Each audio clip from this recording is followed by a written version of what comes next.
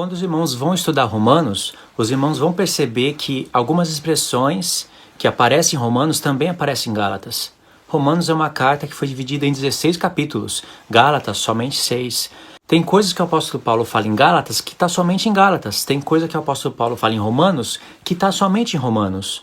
Só que no decorrer do seu discurso aparecem aquelas expressões, obras da lei, debaixo da lei. Só por essas expressões já faz ligação nas cartas. Só que ele mostra um ângulo em Gálatas e um ângulo diferente em Romanos. É preciso somar. E o que faz a gente ter a obrigação de olhar para essas duas cartas quando estuda são as expressões, obras da lei e debaixo da lei. Há apenas duas expressões que fazem toda a diferença ao você ler as cartas de Paulo. No geral, não é só Romanos e Gálatas. Uma coisa interessante, após você conhecer o significado dessa expressão, obras da lei, debaixo da lei, e todo o peso dessa palavra que ela carrega, você vai ver que em Hebreus é onde o escritor está falando mais sobre obras da lei do que em qualquer outra carta. Mas você pega uma Bíblia eletrônica, digita obras da lei e não vai sair nem sequer uma vez.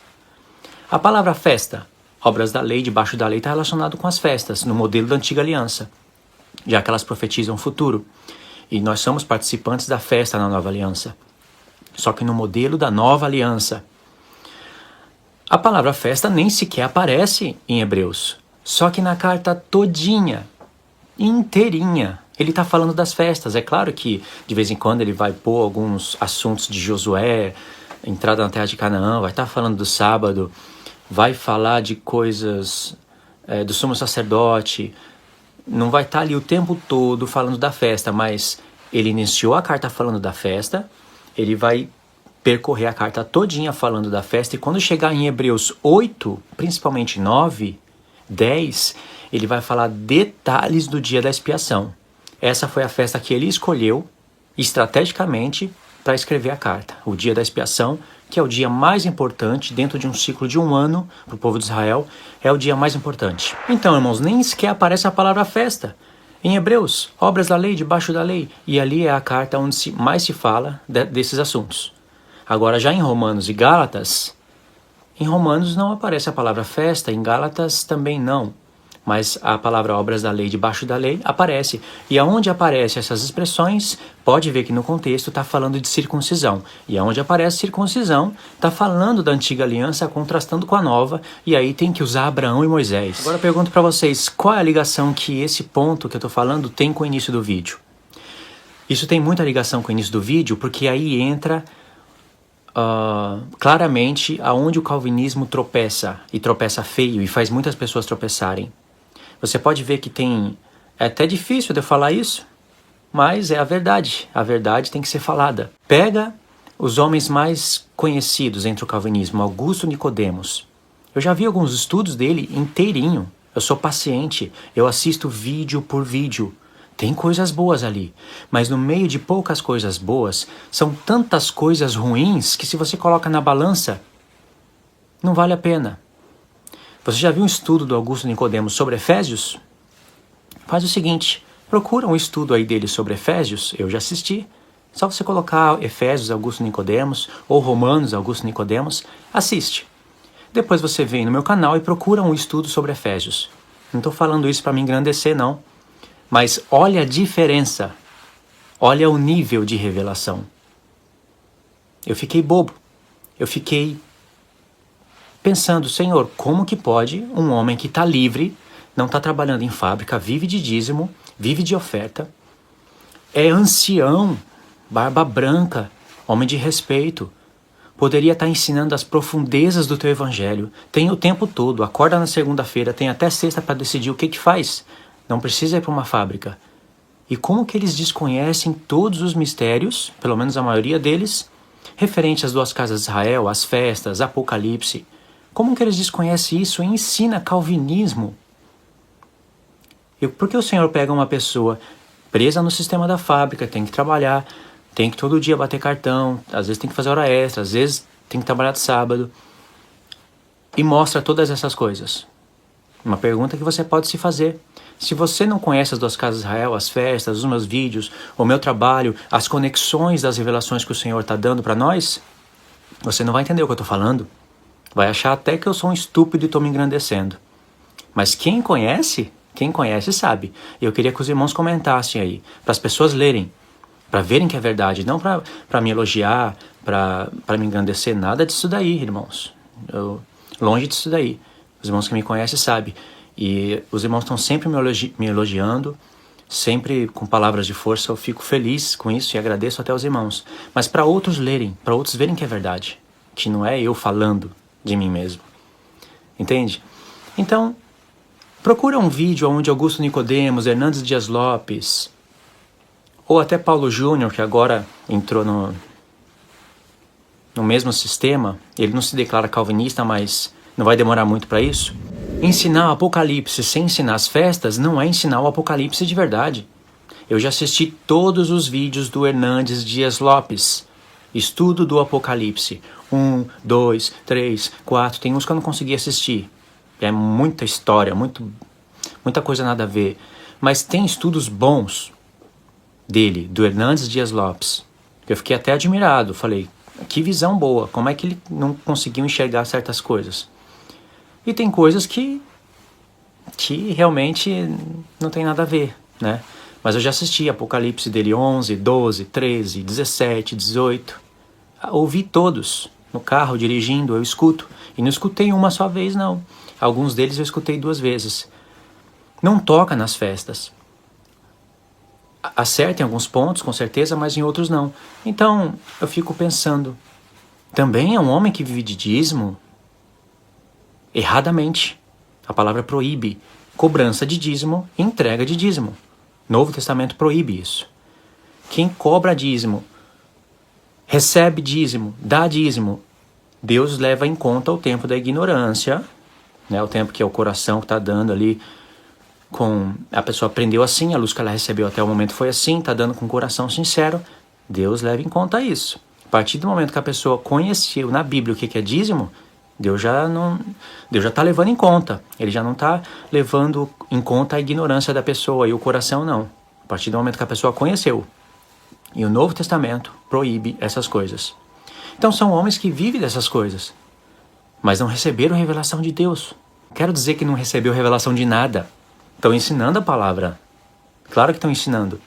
Mas não compreender as coisas mais importantes da Bíblia. Coisa mais importante da Bíblia não é predestinação, calvinismo, essas coisas horríveis que a gente escuta em alguns vídeos do Hernandes Dias Lopes, em alguns vídeos de Augusto Nicodemos. São coisas horríveis. Agora, por que eu estou falando tudo isso? De novo, eu sempre faço essa pergunta porque tem que ter conexão na fala. Porque quando se fala de vida eterna, se fala de salvação, fala de vida eterna. As pessoas vão ser salvas para terem a vida eterna. Quando se fala de salvação, se fala de vida eterna, se fala de justificação. Pega a Bíblia, Romanos, hoje na sua casa, Bíblia eletrônica. Pega um papel, é uma técnica de estudo valiosíssima, e coloca a palavra justificação. Clica, vai sair toda a lista. Não faz isso em toda a Bíblia não, que vai dar muito trabalho. Começa por Romanos, depois vai para Gálatas. Pega todos os versos, coloca numa lista. E você vai ler os contextos. Às vezes a palavra justificação não vai trazer todo o conteúdo, então você coloca justificados. Justificação, justificados. Coloca em blocos. Você não vai ler só o texto. Você vai ter que ler um pouquinho do contexto. Depois você parte para a palavra salvação. Olha, salvos. Olha os contextos. Depois vai para a palavra vida eterna. Olha. Você vai se surpreender. Agora, sabe qual é o interessante de tudo isso? É que onde tem a palavra vida eterna, perto vai ter a palavra justificação, ou justificados, ou salvos. Vai estar tudo no mesmo contexto. E qual é o contraste? Dentro dessas palavras, desses pontos onde mais Paulo fala de salvação, de vida eterna, vai ter a expressão obras da lei e debaixo da lei. Se você tira essa expressão obras da lei, debaixo da lei, do contexto, como os calvinistas fazem, e não explicam ela, e fica falando só de vida eterna e de salvação nos textos que eles selecionam, você cria um calvinismo. Um método que Deus fez para salvar o homem injusto. um método de trevas, e ainda fala que isso é justo. Você converte a luz de Deus em trevas e olha para as trevas e fala que é luz. Você pega o doce, converte em coisa ruim e fala que isso é doce. E o que é ruim você fala que é doce, o que é doce você fala que é ruim. O calvinismo faz isso.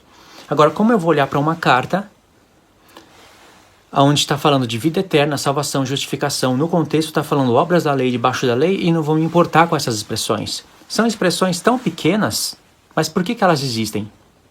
O que estava acontecendo na época do apóstolo Paulo para ele usar essas expressões, usar Abraão, usar Moisés e falar da vida eterna, da salvação? Porque qual é o texto que vem na mente quando se fala de calvinismo?